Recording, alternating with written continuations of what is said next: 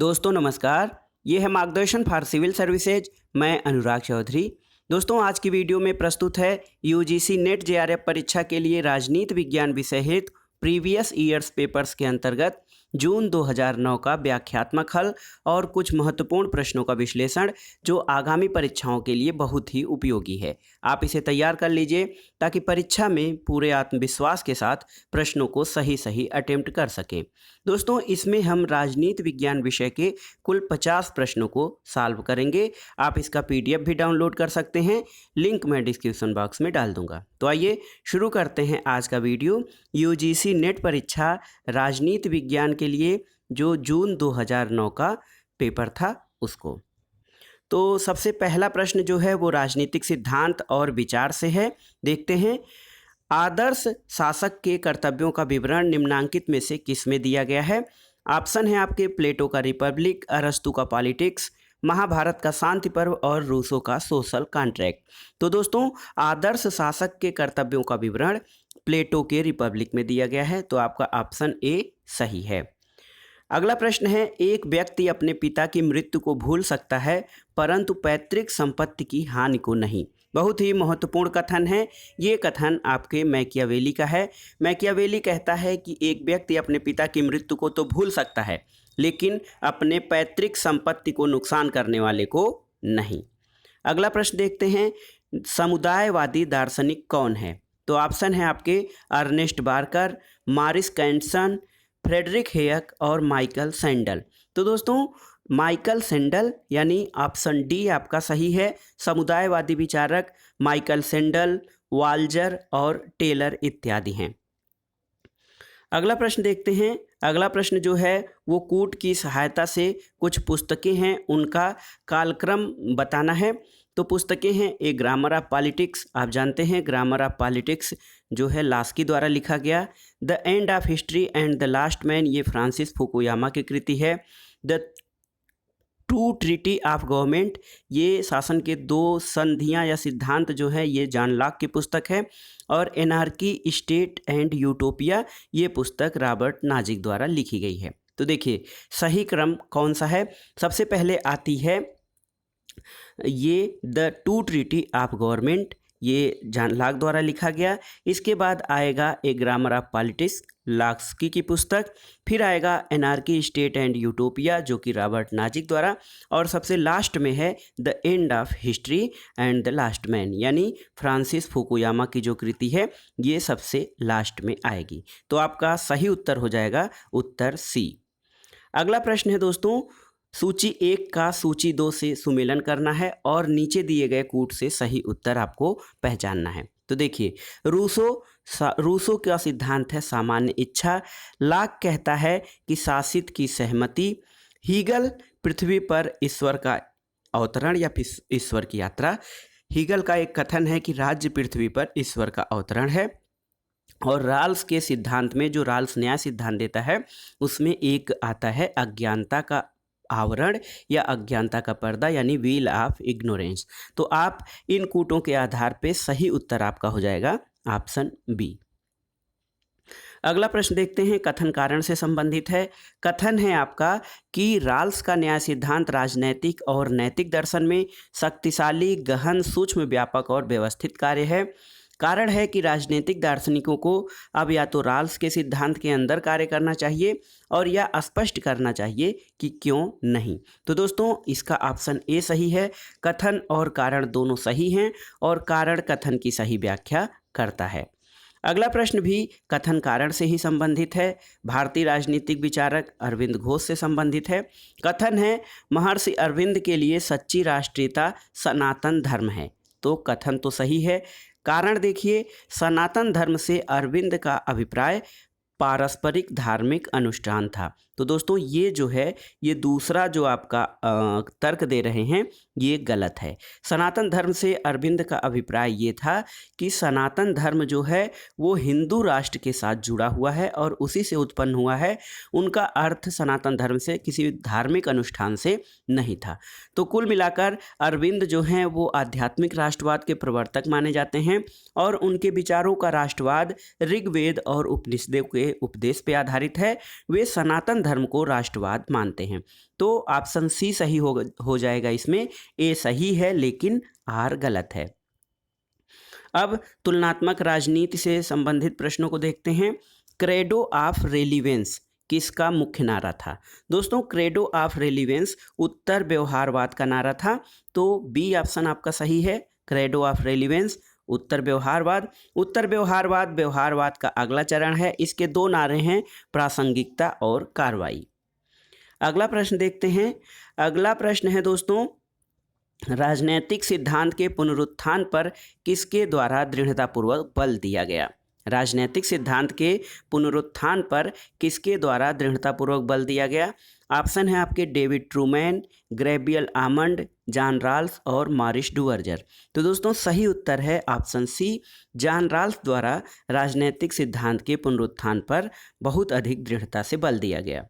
अगला प्रश्न है, निम्नलिखित में से किसने अपने अवधारणात्मक ढांचे में गाले चेंजिंग और लर्निंग की अवधारणाओं का उपयोग किया? तो सही उत्तर है कार्ल ड्यूस। कार्ल ड्यूस संचार सिद्धांत के प्रतिपादक माने जाते हैं और इन्होंने गाले चेंजिंग और लर्निंग की अवधारणाओं का उपयोग किया। इनका ड्यूस का जो संचार सिद्धांत है ये अपनी व्याख्या में संचार अभियांत्रिकी और शक्ति अभियांत्रिकी में अंतर बताकर इसका प्रारंभ करते हैं। तो सही उत्तर है गाले चेंजिंग और लर्निंग की अवधारणाओं का उपयोग कार्ल ड्यूस ने अपने संचार सिद्धांत में किया था। अगला प्रश्न देखते हैं, निम्नलिखित में से कौन सा अमेरिकन संवैधानिक व्यवस्था का हिस्सा नहीं है?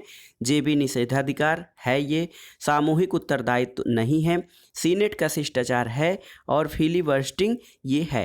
तो सही उत्तर है दोस्तों सामूहिक उत्तरदायित्व। जो सामूहिक उत्तरदायित्व है ये संसदीय प्रणाली की व्यवस्था है, लेकिन अमेरिका में अध्यक्षात्मक शासन प्रणाली है, संसदात्मक शासन प्रणाली नहीं है। इसलिए सामूहिक उत्तरदायित्व जैसी कोई राजनीतिक व्यवस्था अमेरिकी संवैधानिक व्यवस्था का हिस्सा नहीं है। अगला प्रश्न है, निम्नांकित में से कौन संसदों की जननी कहलाती है? तो आप जानते हैं ब्रिटिश संसद को संसदों की जननी कही जाती है, तो ब्रिटिश संसद सही उत्तर हो जाएगा।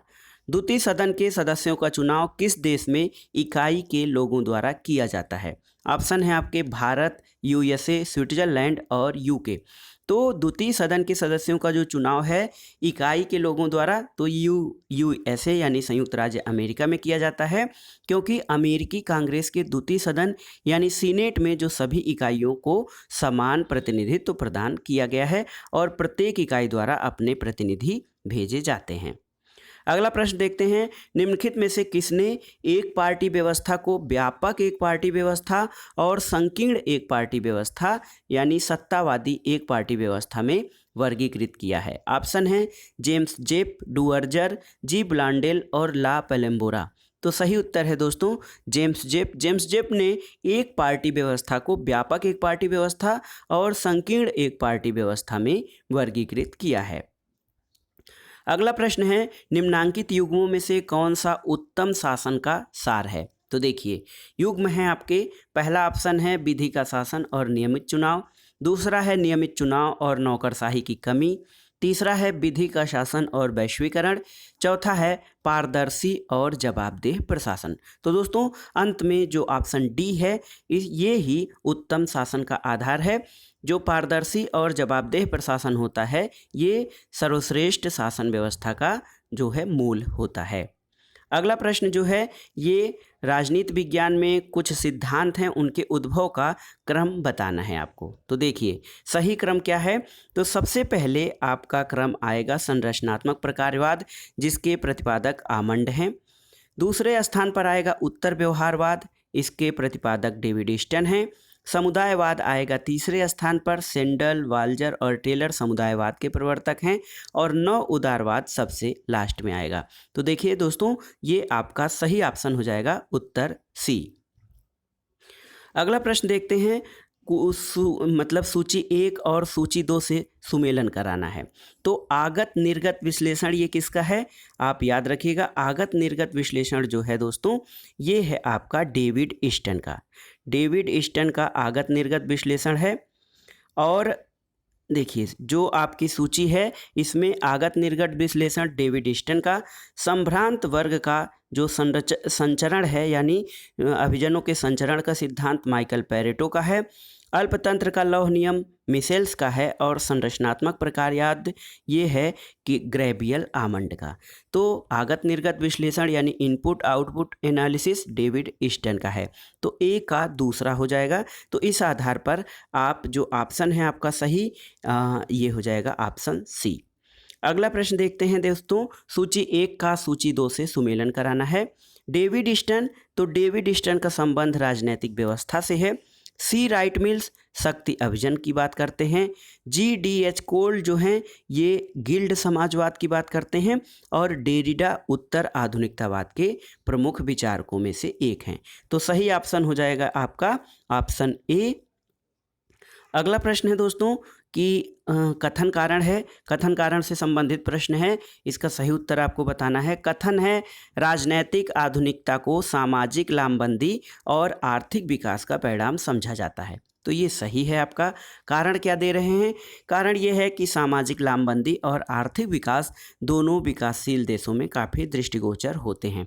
तो ये कथन आपका जो कारण है ये सही नहीं है, क्योंकि राजनीतिक सामाजिक लामबंदी और आर्थिक विकास विकासशील देशों में नहीं बल्कि विकसित देशों में दृष्टिगोचर होते हैं। तो ए सही है और आर गलत है। तो इस हिसाब से आपका ऑप्शन सी सही हो जाएगा इसमें। अगला प्रश्न कथन कारण से है। कथन है संप्रेषण सिद्धांत सरकार को सूचना प्रवाह पर आधारित निर्णयन व्यवस्था के रूप में लेता है। सही है। और यह साइबरनेटिक्स मॉडल पर आधारित है। दोस्तों संप्रेषण सिद्धांत सरकार को सूचना प्रवाह पर आधारित निर्णयन व्यवस्था के रूप में लेता है। सही है। और कारण भी सही है और सही व्याख्या करता है। तो ऑप्शन ए आपका सही हो जाएगा। अब देखते हैं भारतीय शासन और राजनीति से संबंधित प्रश्न। तो अगर आप भारतीय शासन और राजनीति को थोड़े से अच्छे से पढ़ें तो इसमें कई प्रश्नों को आप सॉल्व कर सकते हैं आसानी से। देखिए, भारत में संसद की संयुक्त अधिवेशन की अध्यक्षता कौन करता है? तो याद रखिए लोकसभा अध्यक्ष संयुक्त अधिवेशन की अध्यक्षता करता है। अगला प्रश्न, न्यूनतम जनसंख्या जिसके नीचे संविधान के 73वें संविधान संशोधन के प्रावधान के अनुसार मध्यवर्ती स्तर या मध्यस्थ स्तर पर पंचायतों का गठन नहीं किया जाता। तो दोस्तों संविधान के 73वें संविधान संशोधन में ये कहा गया है कि यदि मध्यवर्ती स्तर पर जब राज्य की जनसंख्या 20 लाख से ऊपर नहीं होती हो तो वहाँ पर उसकी जो मध्यवर्ती स्तर की पंचायतों हैं उनके गठन का व्यवस्था नहीं की गई है। तो ये सही उत्तर हो जाएगा आपका 20 लाख। अगला प्रश्न, निम्नलिखित में से कौन स्वराज पार्टी से संबंधित नहीं था? देखिए, स्वराज पार्टी से संबंधित कौन नहीं था? ऑप्शन है आपके मोतीलाल नेहरू, CR दास, वल्लभ भाई पटेल और विट्ठल भाई पटेल। तो सही उत्तर है वल्लभ भाई पटेल, ये स्वराज पार्टी से संबंधित नहीं थे, जबकि मोतीलाल नेहरू, CR दास और विट्ठल भाई पटेल ने स्वराज पार्टी की स्थापना की थी। अगला प्रश्न है, निम्नलिखित में से किस आयोग ने पिछड़े वर्ग में क्रीमी लेयर यानी कि मलाईदार परत या संभ्रांत परत की पहचान की थी? तो सही ऑप्शन है BP मंडल आयोग। तो BP मंडल आयोग ने सबसे पहले पिछड़े वर्गों में क्रीमी लेयर वर्ग की पहचान की थी।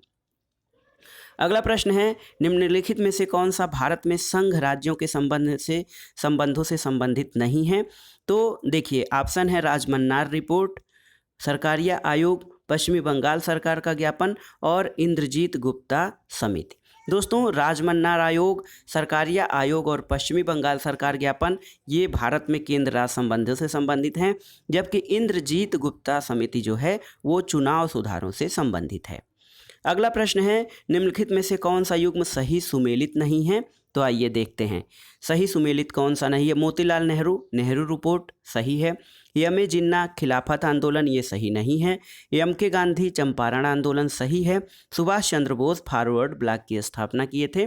तो देखिए सही ऑप्शन है आपका ऑप्शन बी, MA जिन्ना ने खिलाफत आंदोलन का प्रारंभ नहीं किया था। अगला प्रश्न लोक प्रशासन से संबंधित है। पहला प्रश्न है, एक पुस्तक है एडमिनिस्ट्रेटिव स्टेट। एडमिनिस्ट्रेटिव स्टेट नामक पुस्तक के लेखक कौन हैं? तो सही उत्तर है ड्वाइट वाल्डो। ऑप्शन ए आपका सही है, ड्वाइट वाल्डो एडमिनिस्ट्रेटिव स्टेट पुस्तक के लेखक हैं।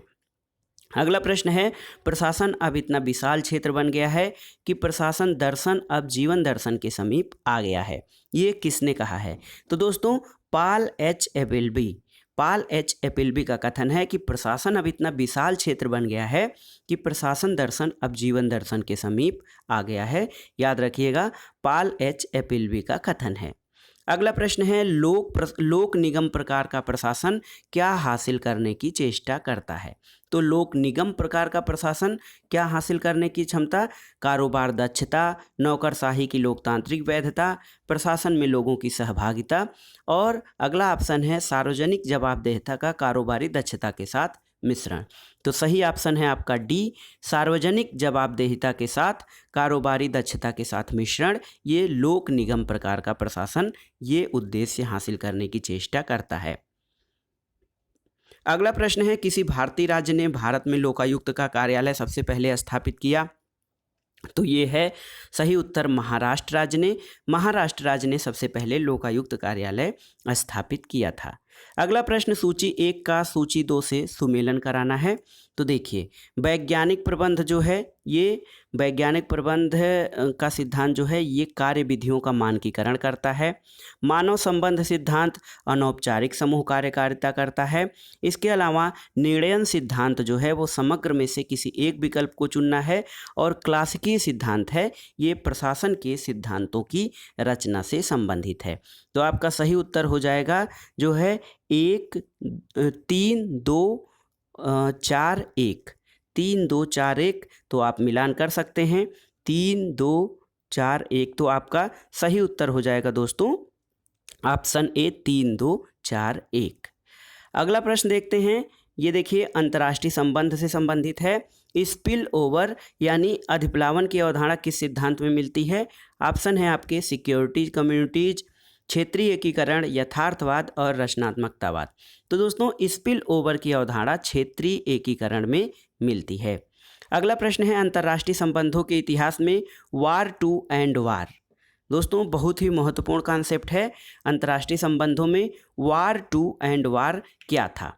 तो प्रथम विश्व युद्ध, द्वितीय विश्व युद्ध, कोरियन युद्ध और वियतनाम युद्ध आपके ऑप्शन हैं। तो सही उत्तर है प्रथम विश्व युद्ध।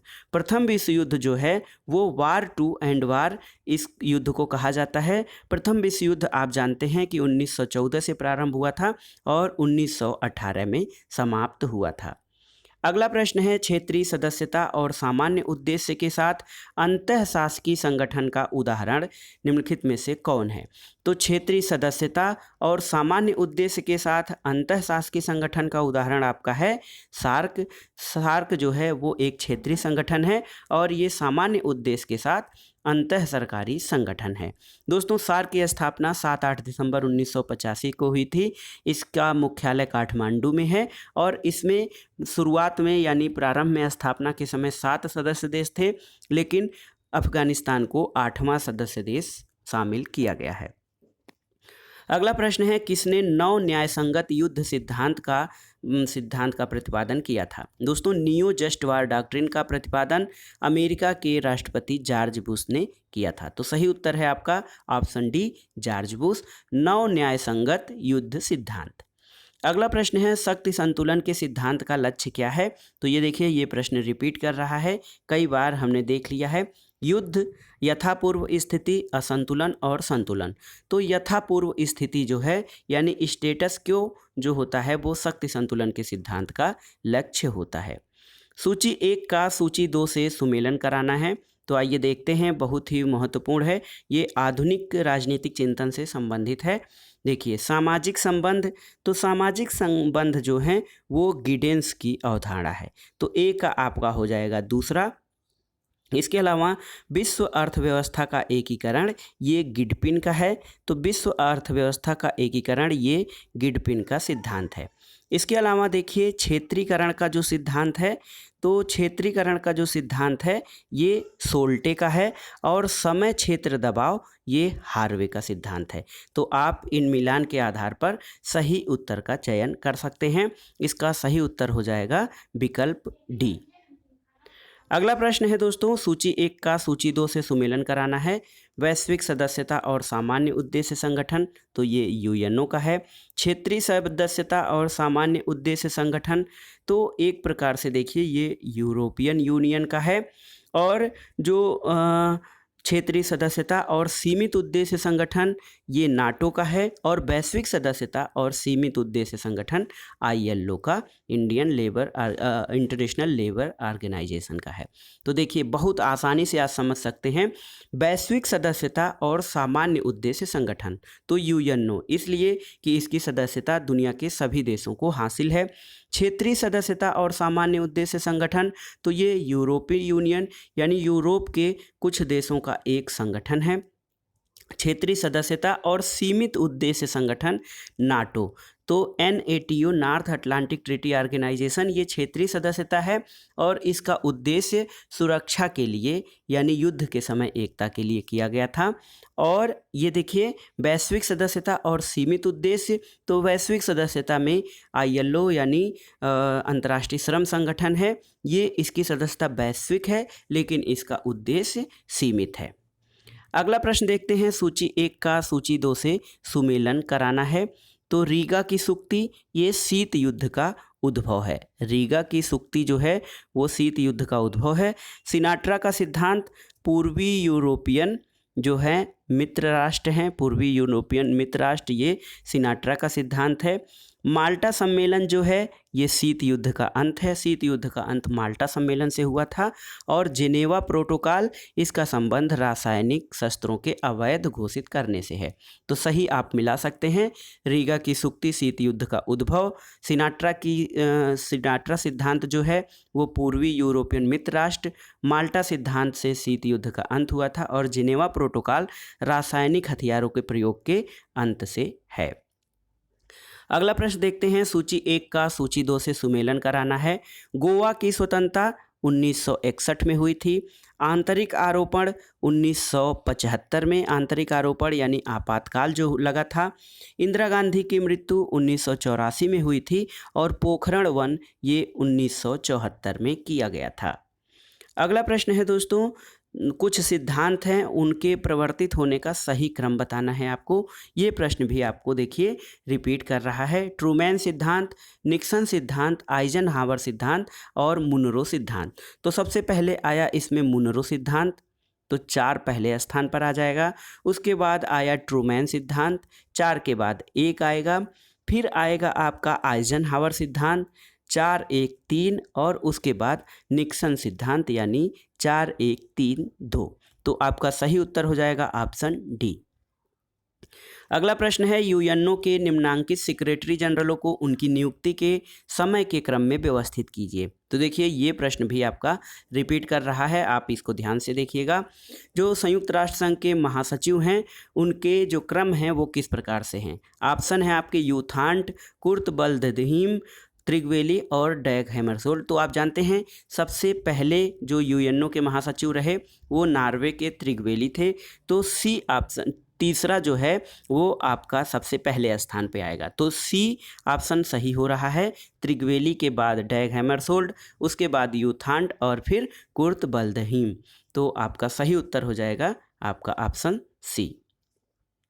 अगला प्रश्न देखते हैं दोस्तों, कथन कारण से संबंधित है। ये कथन है, मैक्स वेबर की आदर्श प्रकार की नौकरशाही विकासशील देशों के लिए उपयुक्त नहीं है। मैक्स वेबर की आदर्श प्रकार की जो नौकरशाही है विकासशील देशों के लिए उपयुक्त नहीं है, और कारण है कि वेबेरियन नौकरशाही में नियमों और विनियमों की बहुत अधिकता है। तो दोस्तों A और R दोनों सही हैं, और RA का सही स्पष्टीकरण भी करता है। अगला प्रश्न है, कथन कारण से भारत एक नाभिकीय शस्त्र राज्य है। तो ये कथन सही है। कारण में जो दे रहे हैं कि भारत ने NPT यानी परमाणु अप्रसार संधि पर हस्ताक्षर नहीं किए हैं, तो ये सही तो है लेकिन सही तर्क या कारण नहीं हो सकता है। तो इसलिए इसका ऑप्शन बी सही होगा। कथन और कारण दोनों सही हैं लेकिन कारण कथन की सही व्याख्या नहीं करता है। अगला प्रश्न है, कथन कारण से ही कथन है दोस्तों, सदस्य राज्यों की क्षेत्रीय अखंडता को UNO द्वारा सामूहिक सुरक्षा के सिद्धांत के अंतर्गत सुरक्षित करने की चेष्टा की गई है। तर्क है कि राज्यों को युद्ध करने का अधिकार है। तो इसमें ए सही है परंतु आर गलत है। तो दोस्तों सामूहिक सुरक्षा की अवधारणा में ये माना जाता है कि किसी भी राष्ट्र की सुरक्षा अंतर्राष्ट्रीय सुरक्षा का ही भाग है, इसलिए किसी भी राष्ट्र की सुरक्षा किसी के अतिक्रमण, वास्तविक या धमकी का अर्थ है अंतर्राष्ट्रीय सुरक्षा और शांति के विरुद्ध आक्रमण। तो सदस्य राज्यों की क्षेत्रीय अखंडता को यूएनओ द्वारा सामूहिक सुरक्षा के सिद्धांत के अंतर्गत सुरक्षित रखने की चेष्टा की जाती है, ये सही है। लेकिन राज्यों को युद्ध करने का अधिकार है, ये कथन सही नहीं है। अगला जो है एक आपको पैसेज या कंप्रीहेंशन दिया गया है, उसी के आधार पर सही उत्तर का चुनाव आपको करना है। तो देखिए कंप्रीहेंशन आप पढ़ लीजिएगा। 9 सहस्राब्दी की पहली शताब्दी में विश्व पहले से कहीं ज़्यादा खतरनाक स्थल पर है। लघु युद्ध, अलगाववादी आंदोलन, बगावत और क्षेत्रीय विवादों ने अंतर्राष्ट्रीय संबंधों और व्यवस्थाहीन देशों को मूलभूत स्तर पर जगह जगह पर दाग लगा दिए हैं। तो इस हिसाब से आप इस पैसेज को आप पढ़ लेंगे तो जो प्रश्न बन रहे हैं उनका उत्तर आप इस प्रकार से दे सकते हैं कि लेखक का मुख्य सरोकार किससे है। तो लेखक का मुख्य सरोकार वैश्विक और व्यापक सुरक्षा से है। इसके अलावा अगला प्रश्न है कि वैश्विक सुरक्षा को आज सबसे बड़ा खतरा किससे है। तो वैश्विक सुरक्षा को सबसे बड़ा खतरा गैर राज्यकर्ता और नाभिकीय शस्त्रों और आतंकवाद से, यानी ऑप्शन 2 और 3 दोनों से वैश्विक सुरक्षा को सबसे बड़ा खतरा है। और परिच्छेद या कंप्रीहेंशन के आधार पर कौन से देश अपने प्रभाव को विस्तृत करने की चेष्टा कर रहे हैं। तो देखिए जो भारत, रूस और चीन वर्तमान में ये अपने प्रभाव को विस्तृत करने की चेष्टा कर रहे हैं। अगला प्रश्न है कि लेखक निम्नांकित युग्मों में से किसे समानार्थक समझता है। तो नाभिकीय और पारस्परिक शस्त्र को लेखक समानार्थक समझता है। इसके अलावा परिच्छेद में दी गई सामग्री को किसके लिए तर्क में बेहतर उपयोग किया जा सकता है। तो ये बहुपक्षीय सुरक्षा के तर्क में इसका बेहतर प्रयोग किया जा सकता है। तो दोस्तों ये था आज का वीडियो। यूजीसी नेट परीक्षा के अंतर्गत जो प्रीवियस ईयर्स पेपर हम दोहरा रहे हैं उसके अंतर्गत जून 2009 का पेपर, ये आपको आगामी परीक्षा के लिए बहुत ही उपयोगी साबित होगा। वीडियो कैसा लगा हमें कमेंट बॉक्स में बताइएगा। वीडियो को लाइक करें, शेयर करें और इस चैनल मार्गदर्शन फॉर सिविल सर्विसेज को सब्सक्राइब करें। वीडियो देखने के लिए धन्यवाद दोस्तों, नमस्कार।